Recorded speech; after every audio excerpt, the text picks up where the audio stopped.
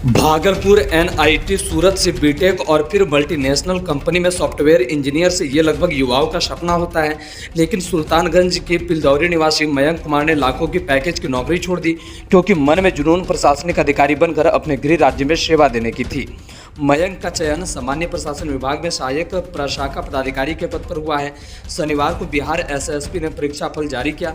सुल्तानगंज निवासी मयंक कुमार ने अद्वैत mission high school में 10वीं की पढ़ाई की और उसके बाद विज्ञान विषय के 12वीं की। फिर कोटा से आईटी की तैयारी करके आईटी सूरत में दाखिला लेकर बीटेक किया। बीटेक के बाद मयंक का चयन सॉफ्टवेयर इंजीनियर के तौर पर मल्टीनेशनल कंपनी में हुआ। लेकिन मयंक ने कुछ समय से यह नौकरी छोड़ दी और प्रतियोगिता परीक्षाओं की तैयारी करने लगे। पूर्व में मयंक का चयन सेंट्रल ऑफ इंडिया के बैंक पीओ के तौर पर, गृह मंत्रालय में टेक्निकल ऑफिसर के पद पर, सीएसजी में ऑडिटर के तौर पर और फिर जीएसटी इंस्पेक्टर के तौर पर भी हुआ। लेकिन सामान्य प्रशासन विभाग में कार्य करने की चाहत में मयंक ने सारी नौकरियां छोड़ दी। मयंक ने बताया कि उन्होंने परीक्षाओं की तैयारी के लिए कोई भी इंस्टीट्यूट का सहारा नहीं लिया है, बल्कि अपने घर पर नियमित अभ्यास किया और ऑनलाइन लेक्चर्स देखा। इन्होंने आगे बताया कि घर से 500 घंटे की नियमित अभ्यास से ही सफलता पाई जा सकती है। इसके लिए अनुशासित होना जरूरी है।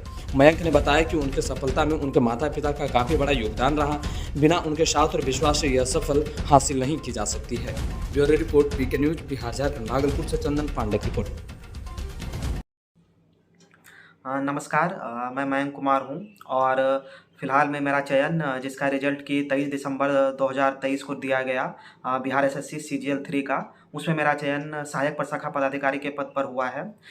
मैंने अपनी ग्रेजुएशन एनआईटी सूरत से की है और मैं कंप्यूटर साइंस में इंजीनियरिंग करने के बाद मैंने 6 से 7 महीने सॉफ्टवेयर इंडस्ट्री में काम किया, जो कि इजराइल बेस्ड कंपनी थी, बट मुझे वहाँ रुचि नहीं आई।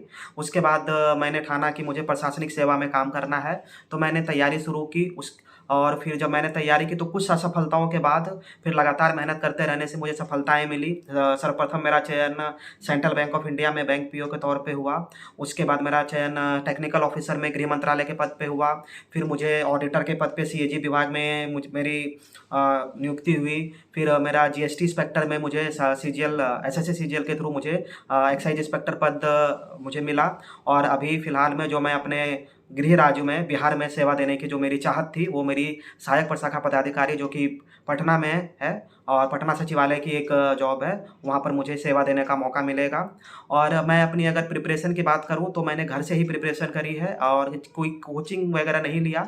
यूट्यूब पे और इंटरनेट पे पर्याप्त सोर्स थे, मैंने खुद के नोट्स तैयार किए, टॉपिक्स तैयार किए और उसी को बार बार रिवाइज किया। 5 से 6 घंटे की सतत प्रयास से कंसिस्टेंसी मेंटेन की मेरी कोशिश होती थी कि मैं लगातार पढ़ाई कर सकूँ, 4 से 5 से 6 घंटे भी, बट ब्रेक नहीं आना चाहिए, और मैंने लगातार पढ़ाई की। इस तरीके से करने से 1 से 1.5 साल में मुझे बैक टू बैक मैंने जितने एग्जाम दिए, फिर मेरी 4 से 5 से सारी नौकरियां मेरी निकलती चली गई।